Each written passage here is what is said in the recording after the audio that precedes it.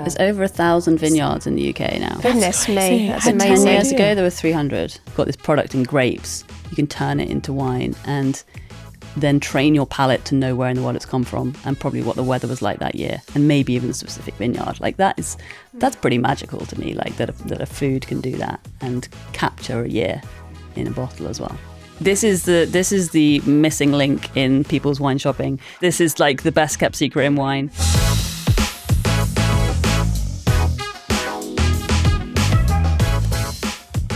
Hello, welcome to Kitchen Tales, the podcast where we talk about to our local businesses, we talk about our own businesses, our own catering businesses, we share stories and we have lots of laughs.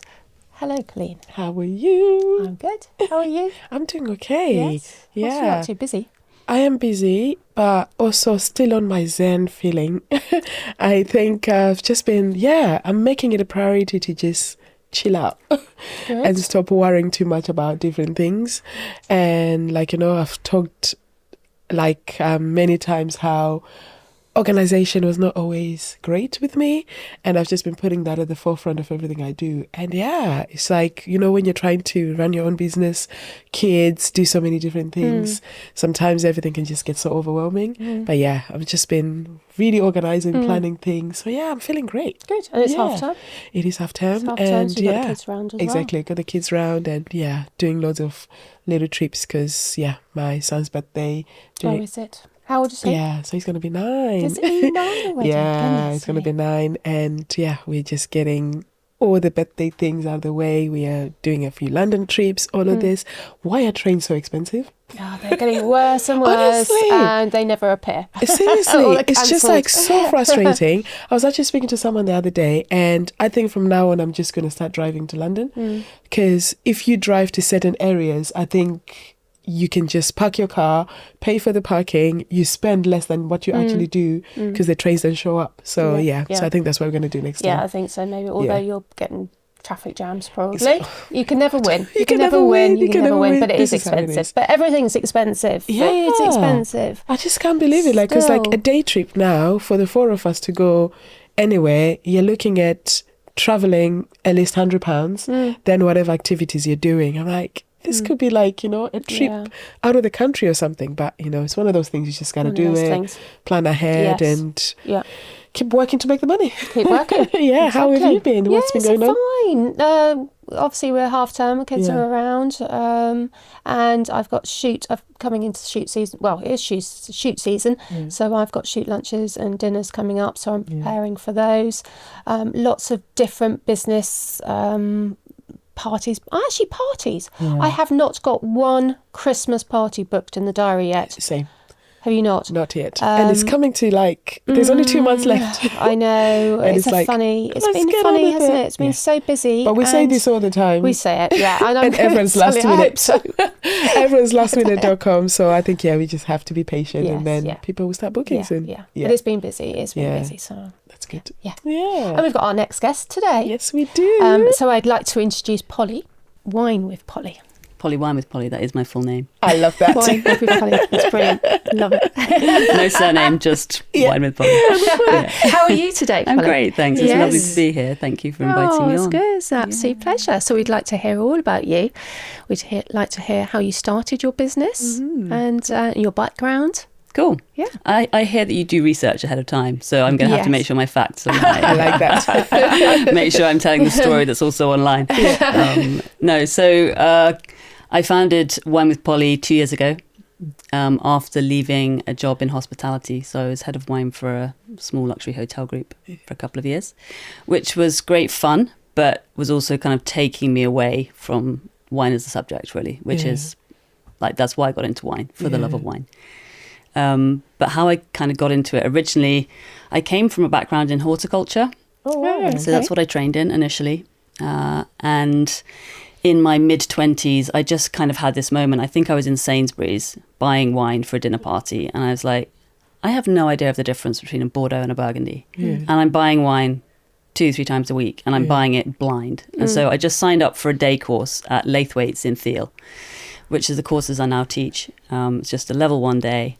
And I came out the other side and I was like, I think I've just found the thing I want to do. It ticked the boxes of everything that I was already interested in. And I could just see that behind this one-day course, there was this whole wide world, which could potentially just become a passion for life. And it did. So I put myself through kind of all the stages of the courses up to the diploma level. Then I qualified to teach the courses. And at the same time, sort of phased out my horticulture work and phased in my wine work. So started working a bit in retail. Started picking up some private clients. And then I still have a little bit of the horticulture going on. Yes. I can't quite leave it behind. Yeah. But it's another passion, right? And they're very complementary. And it was a great asset to come to wine with that. Mm-hmm.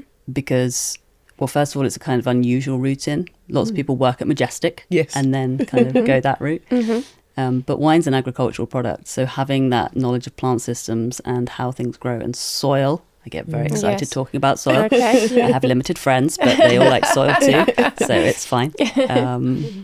But yeah, it's just like, it's so cool. It was, I feel really fortunate to be doing something that, I mean, passionate is a word that gets thrown around a lot, but like yesterday I ran a tasting group and it was like, I'm here on a Sunday afternoon drinking wine with a load of people who I really enjoy the company of, and I'm getting paid. Like, you know. Yeah, you're doing something you absolutely love. Yeah. And the thing with wine, the vineyards now, you know, it was all about France and Italy or the warmer climates, but actually here is now becoming a climate that you can grow wine. Sorry, grapes, not wine.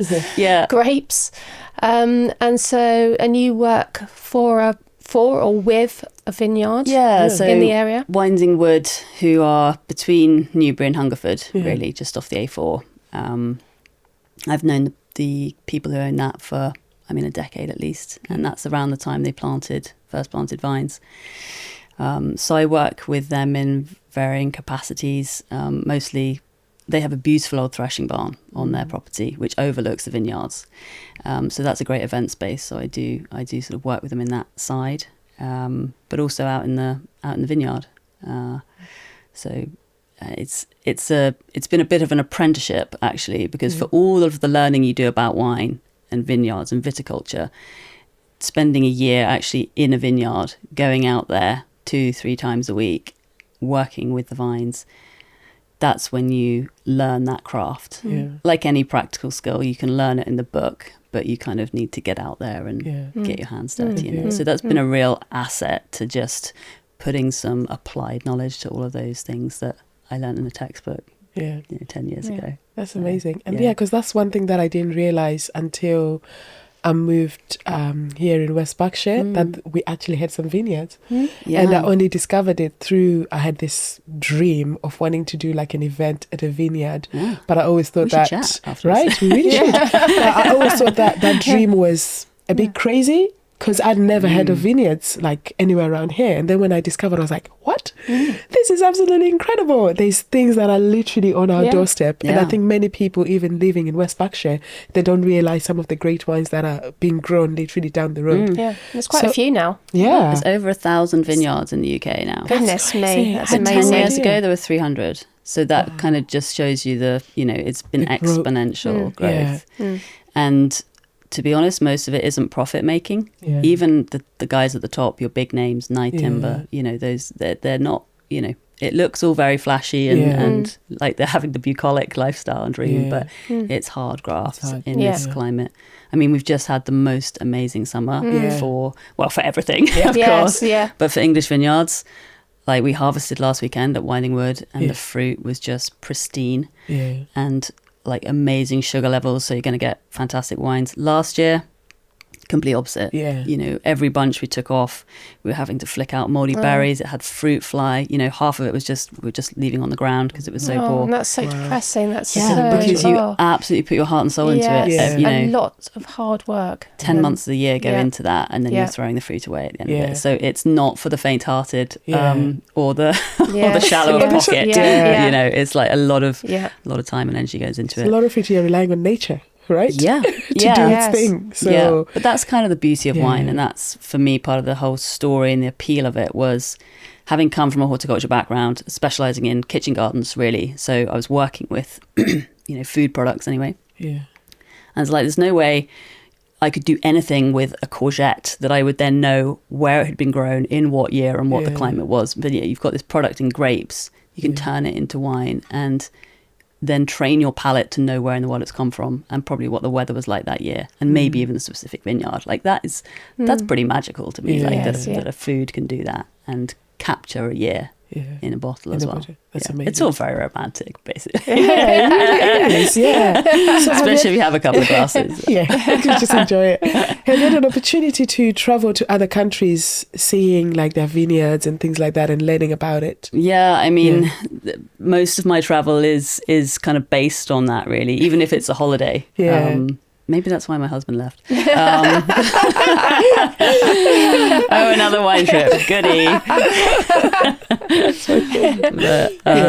But it's a beautiful way into a culture. Yeah. Like I love going to places and getting into the nitty gritty of what's going on, rather than passing through as a tourist and kind of taking the pictures and then, having a sort of surface level experience.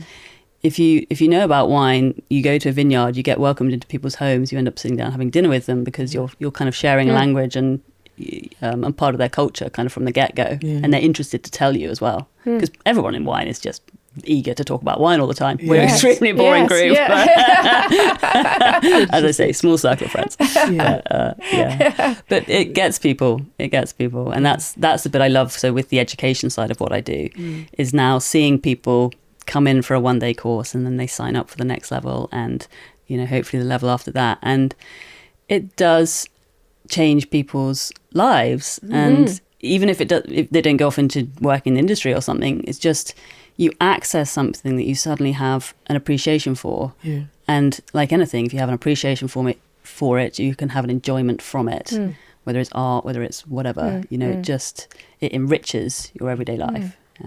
And that's really cool. That's the bit I love with what I do. I mean, with food as well, the wine pairings, you can tell the difference when you're drinking the right wine with a certain type of food. Yeah. It's incredible. Yeah, it brings out the best in both. Brings out the best. Yeah. And when it's wrong, it's wrong. That's like, because I wasn't a wine drinker until quite recently, as in a year ago. Yeah. Welcome. Thank you. It's a great place to be. We go out for dinner dates with a few of my friends where they're all quite big wine drinkers, and I've always just thought wine, okay, red wine, white wine, the rosé, and that's it. But I didn't actually have an appreciation of realizing, okay, the different regions, there's different types of it. I mean, it's a lot of information. It's a lot. How do you narrow it down? Or how do you, for someone like me, for example, I'm just like let's say a novice, a complete beginner. I want to find out a little bit more about the wine. Where do you start? Where is the starting point? Well, let me give you my card. I love that. Right? I mean, it's actually quite hard to shrink that down into a 2 or 3 line. This is how it all works, because it doesn't. There's a lot of information, and I mean, I think what's happened in wine really in the last couple of decades is obviously with New World wines, which are labelled by their grape variety. And that's a really thing people can connect to. Like I like Cabernet Sauvignon, for instance. So you will buy a Cabernet Sauvignon from Australia, here, that, the other.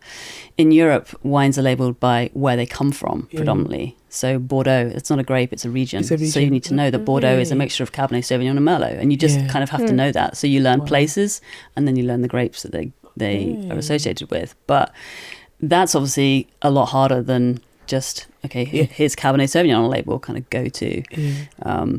But I suppose the flip side of that is, in the New World, they can do anything with that Cabernet Sauvignon.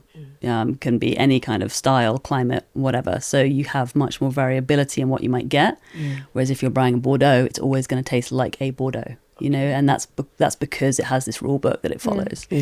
So it's kind of, you start in the New World and you end up in the Old because it's a bit more structured and a bit more consistent in what you get. The same with like a Chablis. like a Chablis always has to taste like a Chablis. They can't suddenly start growing it from another grape variety.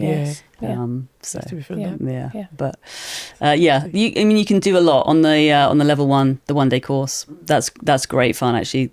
Quite a theory heavy morning, but then the afternoon is all food and wine pairing, so everybody leaves very happy. You can just be happy and new enjoy recipes it. and So is that where yours where a lot of your work is in the 1-day courses, or what other things do you do? Yeah, so it's my Wine with Polly is a real split between education and events. Okay. So I work with the UK Sommelier Academy as well as their regional director. So that's a nice kind of link into the education side as well. So yeah, that's the kind of sensible stuff. And then for the fun, the events, I mostly work with corporate clients. And I'm careful to never use the word wine tasting, because that is done. And it's not really what I do either. I don't sit people down and say, can you taste this, that and the other. I use wine as a vehicle for an entertaining evening. So blind wine stuff, quizzes, lots of stuff exploring bias. Okay. And perception when it comes to blind wine tasting. So quite often the wine nerd in the room is the one who maybe gets caught out and looks a bit silly, but all for good fun. And corporates love that kind of stuff. It's all very competitive. So you would go into different venues, would you? So I work with some hotel chains. So if a group is going there, then they kind of choose from the activity package, and I might be something on offer there. So it's an activity. I didn't think about that. So your pre-dinner slot, so I work a lot still with the retreat at Elcott Park. So I did a gig there this week for a group who are staying there for a couple of nights. They want something to do before dinner. So it's good fun. That's so interesting. So if I want to do my 40th birthday party, I've got a group of 30 people that are coming on, or 20 people, you could actually come and provide something. Absolutely. Great. And there's no prior knowledge required. That's the idea. That's It's accessible. It's just fun. It's taking the stick out of the bum of it. Can I say that on here? Yes, you can. Yes. We've had worse. I'd usually normally use another word, but I try to limit it. Because it's that's the last thing I want to do, is make more barriers for people by being elitist about it. It's a beverage, but it can be great. That's brilliant. Because immediately I just thought of different ways that you can work with people like myself and Rhona, or other people that are local business owners as well, that are running their businesses. I didn't know that this was a service that people offer. So that's really good to know. I clearly need to do better marketing. Even though you've researched me, this is somehow managed to. This is why you're on this podcast as well, because this will reach out to other people that might not know about the services that you offer, which is why we're asking the questions, because I didn't know. So this is something that's good, and I'm already planning a party in my head. Because I think that would actually be brilliant, and there's many ways that you can do that. So for yourself, say, do you have wine every day? This sounds crazy. I'm not trying to catch you out or anything, but I'm just thinking. Is my doctor listening? It's funny, actually. I had an appointment this week, and they usually ask you how many units do you drink a week, and she said, what do you do? And I said, I'm in the wine trade. She said, how many bottles? Okay. And I said, well, probably like 2 a week. And she said, you need to half that. And it's like, I did in my head already. But it's a power of the job, right? Because that's why I'm asking. There's so many things to discover, and with loads of new vineyards that are coming up, especially in the UK, discovering all that, you have to be trying and getting to learn these different things. So it must be so hard. It must be so hard to try to figure that out. And I don't drink every day, but I taste almost every day. So this group I ran yesterday, I just have my spittoon there, and everything gets spat out. But it's exactly that. I'm like a kind of kid in a candy store, what's this new thing, new grape variety, new region. But I live on my own now, so if I have a bottle open, I'll make it last 4 days. Few days. Depending on the day. But no, alcohol-free days definitely as well. What do you like to drink? This is the question which I always... That's the hardest question. It's just what's your favourite wine? And it is a tough one. First of all, my question is who's paying, first of all, because if it's not me, then give me Burgundy all day long. Yeah. But that's super expensive these days. Yeah. I will always be trying something new, but I do have some go-tos. Really enjoying Greek wine the last couple of years. Greek Reds, Zinamavro, which you can get even now in places like Sainsbury's, M&S, do Zinamavro. Wow. Just beautiful wine, like a cross between a Pinot Noir and a Barolo, but quarter the price. It's all kind of mood dependent and season dependent as well. Like you were saying earlier about moving into the sort of stews and soup season. That definitely that shift happens now as well. So coming into more comforting wines. Oh, that's great. That is so interesting. Yeah, I think there's just it's like a different world, as you've mentioned, of just trying to discover all this. So do you have, again, it's probably going to be a hard question, do you have a favorite vineyard wine company in the UK? Do you have, give me your 5 top favorites. Oh, wow. Okay. So like favorite wine place, Tenerife. Okay.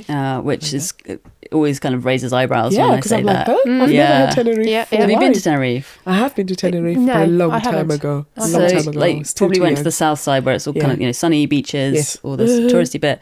If you go to the north side of the island, the landscape is almost like Dartmoor. Oh, wow. It catches all the trade winds and all the moisture from the ocean, and it's covered in beautiful vineyards. And it's also a bit of a museum piece because of where its position. It used to be on the trade routes. Oh, wow. So Canary Islands, Canary Wharf, is that whole kind of historical link. So they've got great varieties there that now don't exist anywhere else in the world. So for me, that is weird. Like my pornography right there. I'm just happy. So that's always somewhere I go back to, and being a volcano as well, just incredible soils. In the UK, have to fly the flag for Winding Wood. They are exceptional. They practice biodynamic viticulture, which I won't go into, but it's kind of like organic plus. And they're one of only 7 in the UK to be doing that. And their wines are exceptional. That's why I chose to work with them. What were the other remits? Agencies? Yes. Gosh. I don't buy wines from supermarkets. So this is the thing, like people say, what's the best wine in Waitrose or something at the moment? Or I will occasionally for a bit of research, but the Wine Society is the place to buy wine. Okay. In fact, I'm going to do my plug for the Wine Society, may I? Yes, because this is the missing link in people's wine shopping. So they are a not-for-profit. They are a proper society. So you buy a share for £40. I don't work for them, by the way, and I get no kickback from this. It's just, this is like the best kept secret in wine. Maybe they can sponsor our podcast. That'll be really good after we speak about them. So I think that might be great. But so you buy a share for £40 and get £20 off your first order, and you're a member for life. So because they're not for profit, all of the wines are the lowest price you will find anywhere, usually about 10-15% below normal retail. Any bottle is free of charge delivery. So you can buy one bottle for £6.95 and there's no delivery charge. And it usually comes like the next day. And then if you don't like that wine, you just email them and say, didn't really like it, and they'll refund you. So it's like that's the incredible. cheapest you can buy the wine, free delivery, and if you don't like it, no props. Just here's a refund. That is very intriguing. I've never I've seen it around. I've seen like a few of the ads, but I've never thought to. They're quite old school. Like they've been around since 1876 or something like that, and I think a lot of their membership are older generation. But it's the only way I buy wine, really. Definitely be checking them out. Well, okay, it's very interesting. So if anyone wants to find out more about you, want to book you for any of your courses, wants to just book you for events like how I would, where can we find out about Wine with Polly? So I am on Instagram at Wine with Polly, rarely and sporadically, but I'm on there, and then just winewithpolly.co.uk. Though it sounds like I need to put the events front and centre because Yes. silly. I think Not that being side seen. of things, Yeah. because I get asked so many times with people that I cater for, Yeah. because we've got quite a lot of really nice Airbnbs that are local now, and some people come and stay for like 2 or 3 days, and it's Yeah. usually groups of people from, most of them it tends to be 8 to 30 people maximum, at the very maximum, and they're always looking for things to do locally. Yeah. So that would be Yeah, a it's really perfect. good Come along front. to the Airbnb. Absolutely. Yeah, so I yeah, think do that a would bit be of a that great as way well. for us to work together, Yes. because Yeah. I see the collaboration there. Yeah. Yeah. No, so it's Excellent. just Yeah. Google Wine with Polly, you'll find me. Brilliant. We'll Yeah. definitely do that. Well, thank you so much for joining us. Thank you for having Thank me. you Before very we much. It's been finish lovely. our podcast, we're always asking what you're having for dinner, because we love food. And I'm actually going to ask you what you'd pair what you're having, Okay. what wine you'd pair Yes, with it. good idea. And you can help us pair what we're Okay. having for dinner. Yeah. And let us know. That's a great So what idea. are you having? good. So I'll be having Pinot Noir for dinner. Yeah. Like that. Honestly, the choice is wine-led. I know that sounds like I'm an alcoholic. I like that. but, like it's either what's open, what am I excited to drink, and I kind of work back from that. And I will probably make a soup this afternoon if I've got the time. Yeah, because like beans, and I grow a lot of veg at home, so last few bits and some squash. Yeah, That's nice. last few courgettes to go in. Yeah. Yeah, so it'll be a soup and Pinot. Pinot goes with everything. Yeah. So. There you go. I like that. What are you guys having?